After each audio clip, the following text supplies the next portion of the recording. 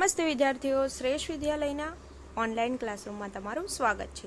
આજે આપણે ધોરણ 6માં વિષય ગણિત સમજવાના છીએ। તો ચાલો આપણે ગણિત સમજીશું। આજે આપણે પ્રકરણ 14 સમજવાના છીએ, પ્રાયોગિક ભૂમિતિ।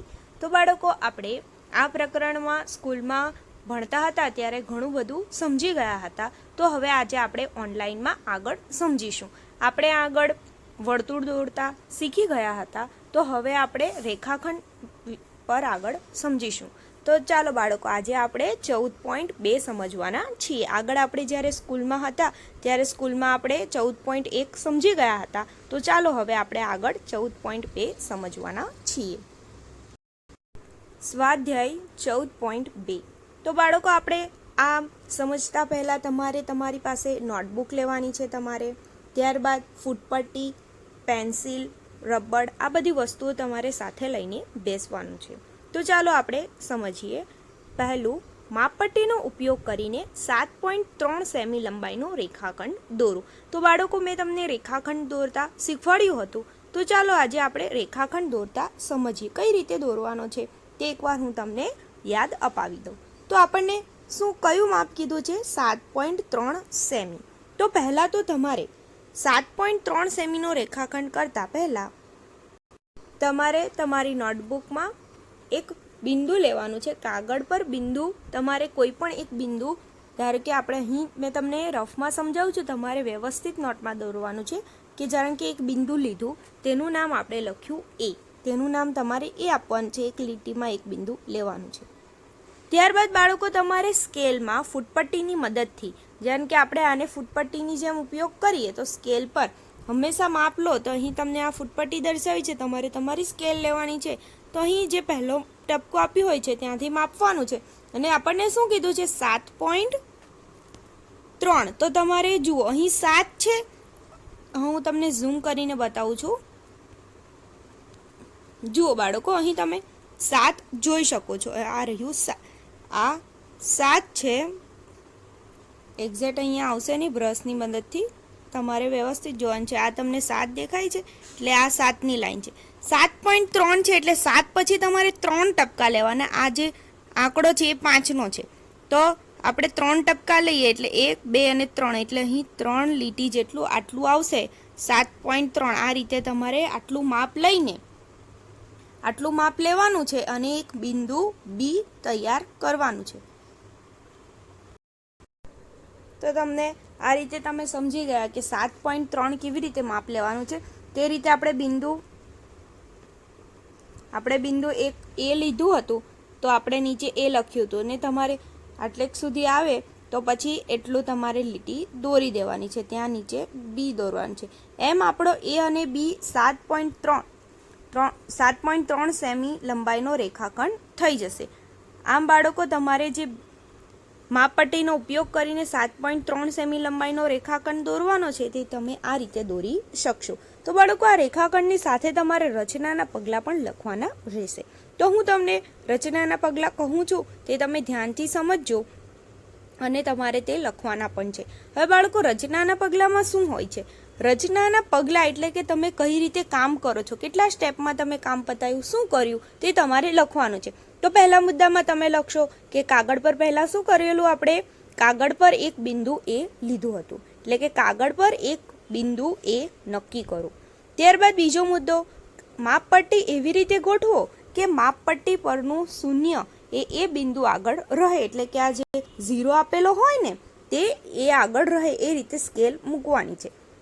ત્યારબાદ ત્રીજો મુદ્દો છે કે પેન્સિલ વડે માપપટ્ટી પર 7.3 સેમી અંતરે બિંદુ બી નક્કી કરતું ટપકું કરો। એટલે જે તમને આપણે સ્કેલ પર કઈ રીતે લેવાનું, 7.3, 7 પછી 3 કાપા, એ રીતે તમારે બિંદુ બી નક્કી કરવાનું છે, કરતું ટપકું કરવાનું છે।